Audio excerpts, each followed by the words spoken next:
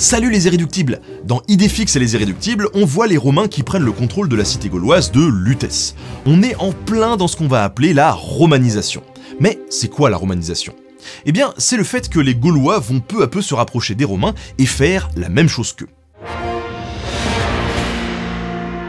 Quand Goudurix chante « Labienus, tu ne mourras pas », on peut être de tout cœur avec lui, mais ça ne changera vraiment pas grand-chose. La romanisation, c'est un processus très complexe, mais ça passe par la politique, l'administration ou encore la culture. On change les habitudes des Gaulois, quoi, et ça prend pas mal de temps. Dans les villes, cette romanisation se fait petit à petit, surtout après la guerre des Gaules sous l'empereur Auguste. On construit des forums, des basiliques, des thermes alimentés par les aqueducs, des arènes pour les jeux, autant de lieux qui font que les gens peuvent se rencontrer et échanger entre eux. On essaye de créer une unité pour que tout le monde partage quelque chose en commun. Dans Idée fixe et les irréductibles, quand Labienus tente de purifier l'eau de Lutèce, tout le monde tombe malade.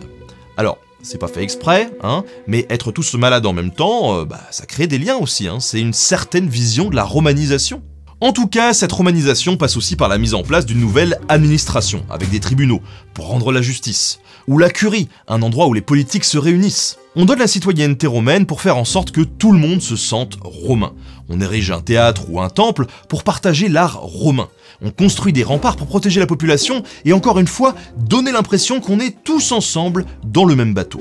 Dans la vie quotidienne aussi, on prend les habitudes romaines. On utilise davantage de meubles, d'éclairage artificiel avec des lampes à huile, les vêtements et les parures changent, les eaux usées sont évacuées avec des égouts, on écrit beaucoup plus qu'avant aussi parce que les Gaulois n'écrivaient pas beaucoup. Progressivement, la langue va changer en passant au latin, mais aussi l'alimentation, les croyances religieuses, même les pratiques funéraires évoluent. Bref, beaucoup de changements et beaucoup de temps pour que les Gaulois deviennent peu à peu comme les Romains.